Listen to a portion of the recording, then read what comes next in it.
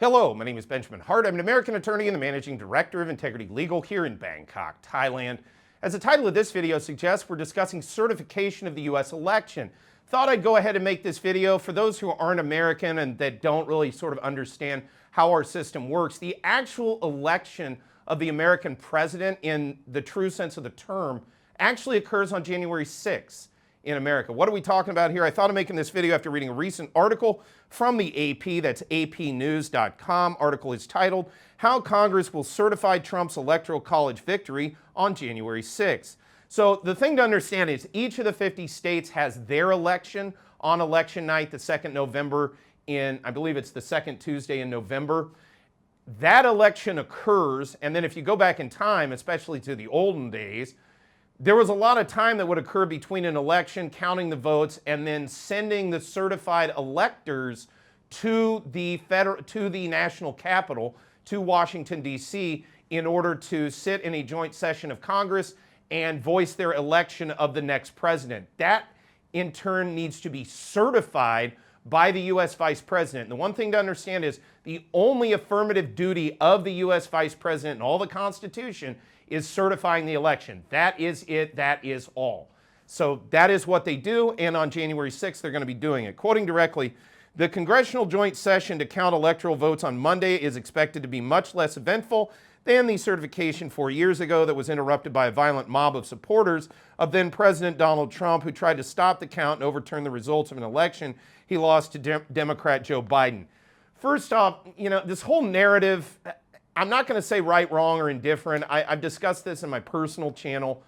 Long story short, there were a small subset of people who did directly sort of interfere in the process. And then there were a bunch of people outside the building that, to my mind, really weren't doing much of anything. The other thing was, not getting too deep into this, but it's been described as an insurrection. The best retort I've seen to that is, well, people show up at insurrections with firearms. Nobody showed up in some 4 years ago. So there's a lot of hyperbole that went into the protests that surrounded the last certification of the Electoral College.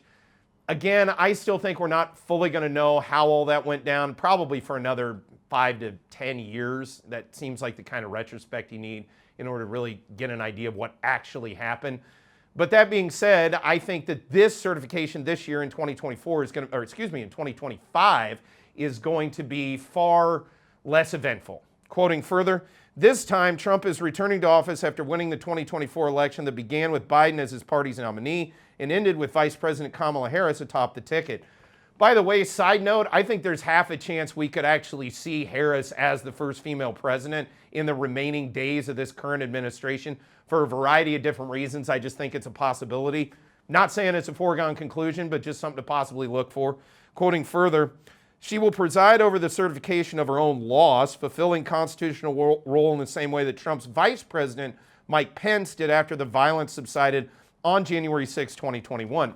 Notably, I took a lot of heat for this on my personal channel where I said, look, I do respect Mike Pence to a certain extent. He did his job. Amidst all of that chaos, the man did his constitutional duty. I expect Mrs. Harris will likely do the same.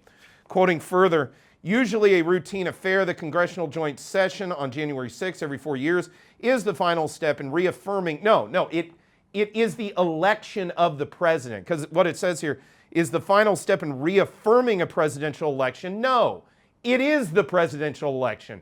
That's the function of the Electoral College. And then that function is certified by the Congress, a joint session, by the way, the House and the Senate. Quoting further, after the Electoral College officially elects the winner in December. Yeah, the Electoral College elects, and then it's certified. That's the conclusion. It's not a reaffirmation. It's simply the certification of something that's occurred, and that certification is a necessary formality in the joint session of Congress so that the presidential election can be concluded. Quoting further, the meeting is required by the Constitution and includes several distinct steps.